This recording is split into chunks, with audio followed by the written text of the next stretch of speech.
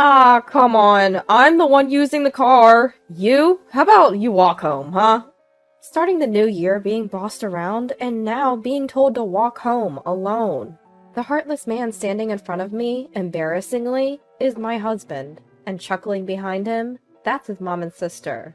You know the saying, like father, like son? Fits them perfectly. My name is Eleanor and I'm 40 years old. I work part-time in an office. I live with my husband and daughter Claire, who's in 8th grade. Raising a child goes by in a flash. It feels like just yesterday Claire was a little girl. She's going through a rebellious phase now, but she's a sweet girl who helps around the house when I'm not well. I met my husband Daniel at work. It was a typical office romance. Daniel's not exactly a whiz at his job, but he's calming to be around. Wrapped in his big arms, winters used to feel cozy, but over the years, he's become just plain stifling. The reason being, oh, for heaven's sake, how long have you been doing housework for us? She hit me with the spatula she was holding. Hey, it makes me feel like I'm not joking around. I clenched my teeth and held back. Because the one attacking me is Daniel's mom, my mother-in-law. We've been at odds since we got married. In her traditional family, family gatherings happen frequently for holidays and ceremonies. Each time, mother-in-law would scold me. You're the wife of the eldest son. Act like it. My problem isn't just my outdated mother-in-law. Hey, Eleanor. There's also my sister-in-law, who snacks on the fried chicken I prepared for everyone. Are you kidding me? I had a kilo of chicken. She a monster or what? I think it, but don't say it. My phone chirps with a notification. I glanced at it and couldn't stop laughing. What are you laughing at? Gross. Mom! Whenever I do something she doesn't like, she calls over my mother-in-law, and I get scolded. That's how it's been at my in-laws' place. When I talk to friends, they say divorce is the only option. Of course, I've thought about it too. But Daniel, as unreliable as he is Claire's only father. I just have to endure a few family gatherings a year. Besides, it's not like I don't have any allies at these family events. My phone never stops buzzing during family events. Hey, your phone keeps making noise. While stuffing his face, Daniel said this. By the way, he's on his 3rd serving of rice. Oh, maybe it's notifications from Claire's class moms on social media. Huh? Mom friends, huh? That must be tough. That was a lie. There is a mom's group, but this is something else. After finishing my chores, I sat down on the sofa to read the accumulating messages. Hey everyone, thanks for making it through another day. God, it was so cold today, wasn't it? Tell me about it. Our place must be the only one that's cold both in summer and winter. Speaking of which, Eleanor was such a pain to deal with today again, huh? Reading through the group chat, I couldn't help but chuckle to myself. This chat group includes me and Daniel's cousins' wives. While my issues with my mother-in-law might be on the higher end, it turns out the other wives have their share of grievances too. We instantly clicked and became close. Initially, we vented over the phone, but ever since we all got smartphones and joined social media, we've taken to griping here. By the way, while chatting with my sister-in-law, I received a notification. Eleanor, heads up! Your sister-in-law's zipper is down, lol. I couldn't contain my laughter. And yes, sister-in-law's zipper was wide open. I might have not been able to endure this on my own, but with these allies, it's probably one reason I haven't divorced yet. When I'm getting passive-aggressive comments from my mother-in-law and sister-in-law, Daniel just turns a blind eye. I once came home and tearfully said, "Why didn't you stand up for me? I've been dealing with their snide comments all day." Daniel responded, "You're overreacting. It's not a big deal, really. Be stronger. What's for dinner?" He said it with such a dismissive look. The thought of divorce flashed through my mind, but our young daughter Claire adores Daniel. "Daddy's belly is so soft and comfy," she'd say. I used to be like that too. I used to feel the same way about Daniel's big belly. I loved how he ate with such joy. But now it just annoys me. I asked many times, "Why don't you lose weight?" He always says, "Claire likes my belly, and besides, obesity runs in my family." That's a lie. I've seen his relatives. Only Daniel, his mom, and sister are obese. They're not just overweight, they're enormous, making rooms instantly feel smaller. Because of their massive size, the house is always freezing. In summer, the air conditioner is set to a chilly 64.4 degrees Fahrenheit, feeling like we're in a freezer. In winter, as soon as sister-in-law complains, "It's too hot," the heater gets turned off, and we all freeze. We all wear long sleeves, even in the summer. But still, it's cold. Despite the cold, all three of them sweat profusely. Finally, a cold-sensitive relative shouted, "Hey, what's the deal with this house? Why is it so cold? If you're going to complain, please leave." Mother-in-law responded, causing the room to empty out, one by one. What era are they living in? Talking about main and branch families? Of course, father-in-law would scold mother-in-law, but she would snap back. "You're hardly ever home. Don't act like you're important." Sister-in-law joins in, and they both berate father-in-law, who ends up just letting it slide. I wish father-in-law would take a firmer stand, but the thought of being shoved aside by those large bodies sends shivers down my spine. My sister-in-law is over 40, single, and unemployed. Once upon a time, my sister-in-law had a job, but she quit after finding out she was bullying a new employee who turned out to be the daughter of a major client. Now she lives with her parents and doesn't work at all. She and her mom, my mother-in-law, live off her dad's money. When I married into the family, sister-in-law had already been unemployed for many years. She does want to get married and often goes to matchmaking events, but as far as I know, she's never had a boyfriend. She says, "I come from a good family, so my future husband needs to earn at least $80,000 a year." She used to say $100,000, so maybe she's lowering her standards. But let's be real, she needs a reality check. We should look more realistic. Sister-in-law claims she's from a good family because her dad, my father-in-law, owns a business. But the business was actually started by his dad, and it's been struggling under father-in-law's management. It seems that grandfather-in-law had a knack for business, but that talent didn't pass down to father-in-law. Ever since father-in-law took over, the company's performance has been on a steady decline. I know all this because I work at the same company. That's where I met Daniel, my husband, who also works there in a decent position. Many of Daniel's cousins work there too. My parents also own a small business. It's just them and a few relatives, but they're doing okay. They had me late in life and have always treated me like a treasure. Now they adore our daughter Claire, who prefers my parents over my in-laws. Mother-in-law doesn't seem to like that. "Is Claire spending New Year's at your parents' again?" Mother-in-law asks. "Yeah," I reply. Daniel sighs and says, "Oh, don't you think that's weird? Normally people spend New Year's with their paternal family." Then he says something unforgivable. "Well, your parents are old. They don't have much time left." I said such a terrible thing. It's true, my parents are nearing 80, much older than Daniel's. Daniel's parents, who married young, are quite a bit older than him, but they're still spry and sharp as tacks. When I once asked them, "Isn't it time to enjoy your golden years?" "We just want to buy things Claire loves. Seeing you and Claire happy is our joy." Every time I visit home, Mom always gives me some money. Daniel laughed and belittled my precious parents. "What did you just say? Don't you know the difference between what's okay to say and what's not?" When I angrily retorted, Daniel said, Fine, fine. I'm the bad guy, as always. If you're going to be like that, we might as well divorce." Then he stormed out of the house. The nerve of him. He better be prepared. The following year, on New Year's Day, my parents came to pick up Claire. "Take care! See you later," I said to them. Claire seemed happy to see my parents and said, "I'll let you know how it goes," before leaving. It was refreshing to see Claire smile after a long time of her looking downcast. Even though my parents had come over, Daniel didn't even bother to greet them. What a rude guy. I felt utterly disrespected. After a while, Daniel came out of his room, and we headed to his parents' house. We haven't spoken since that incident. I don't understand why Daniel is mad, but I'm glad we're not talking.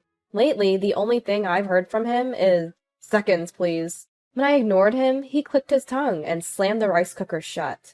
"Stop taking it out on objects," Claire chimed in. "Yes, stop it." Only to be yelled at by Daniel. The atmosphere at home was terrible. As soon as we arrived at his parents' house, his mom, mother-in-law, said, Oh, Claire is with the other family again this year? What kind of upbringing is that? Daniel quickly threw me under the bus. It's Eleanor's poor parenting. Sorry, Mom.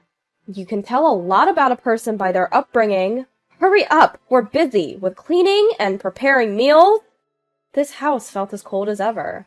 Upon entering the living room, I greeted the relatives gathered for the new year. Sister-in-law was there, and as expected, she ignored me. Despite the cold, seeing sister-in-law in a short-sleeved shirt and shorts gave me chills. When Daniel sat down, one of the daughters-in-law said, "Here you go," and carelessly served him tea. Everyone was on my side because Daniel had been discussing all his actions in a group chat. Father-in-law was out, so he wasn't there. Seriously? We're all gathered here because Charles said he has something to discuss. Mother-in-law was getting impatient. While shivering and eating, a 5-year-old cousin said, "It's cold in here." She turned on the heater. The next moment, sister-in-law yelled, "Don't touch things in other people's homes, you brat!" She snatched the remote from the child and turned off the heater. Naturally, the child was shocked and started crying. "If you're going to cry, why don't you go home?" A grown adult, over 40, said this to a 5-year-old.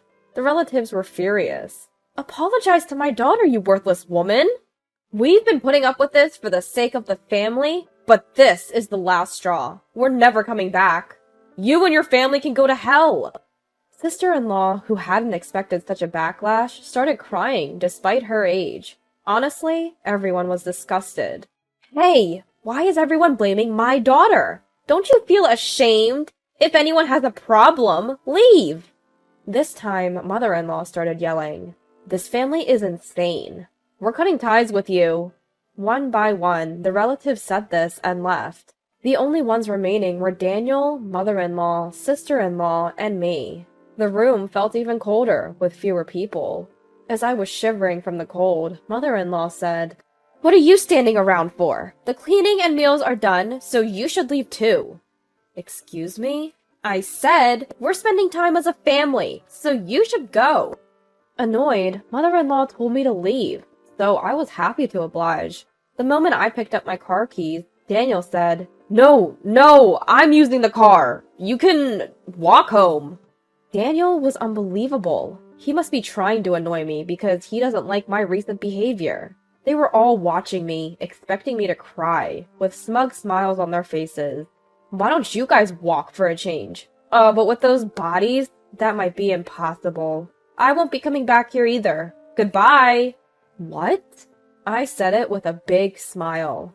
Daniel and the others were speechless, their faces turning red. They were always timid around people other than family. I should have done this sooner. I felt lighter, as if I'd grown wings, and even breathing felt easier. As I was about to leave, father-in-law returned with someone.